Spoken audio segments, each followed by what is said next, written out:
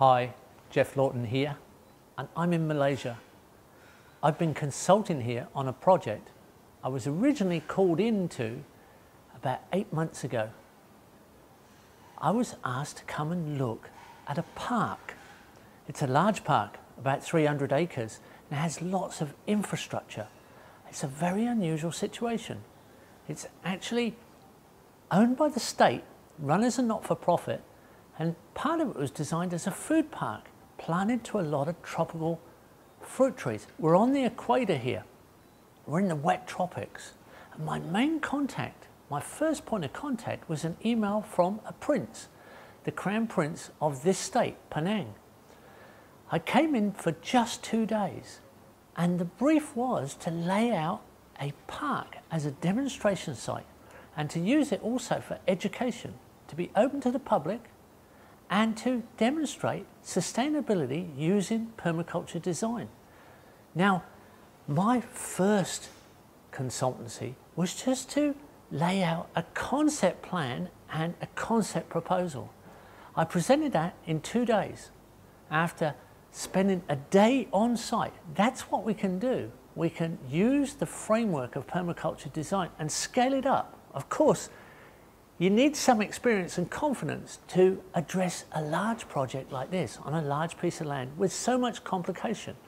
This site has tarred rows all the way through it, has a wetland that needs to be converted into, the proposal is, rice and productive fish ponds and canals. There's also an art college in the site, quite a large piece of infrastructure, and the proposal is to convert that to a permaculture education project. A college that all the buildings will be retrofitted to be more energy efficient, run on solar and renewable energy, reed bed grey water systems and reed bed black water toilets. Every single bit of infrastructure on this site is to be redesigned to be best practice sustainability. Proposed to put in water harvesting techniques. Yes, here in the wet tropics, they've got problems with water. Although it's classified fully humid tropics, we're getting drought periods here now. 12 to 15 days here at these temperatures is a drought, and that's causing problems.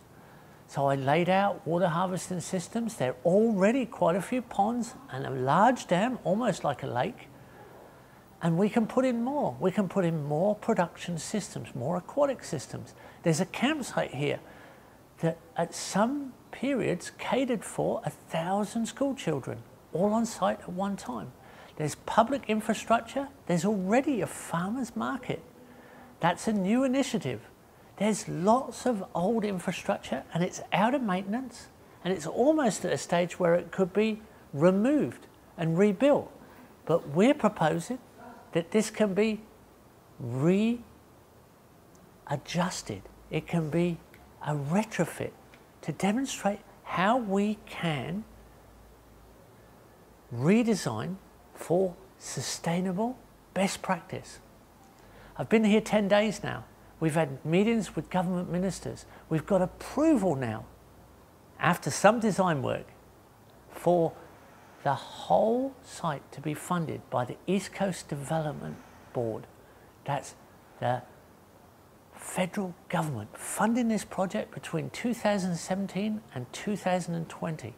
We're in the pre-planning stage. I already installed and deployed one of my long-term interns from Zaytuna Farm in Australia, who's been here working with local interns and has taught a permaculture design certificate course. The Prince himself has now taken the course and understands exactly what we are doing. We've been introduced to large agricultural systems of palm oil, which also are looking for sustainable answers.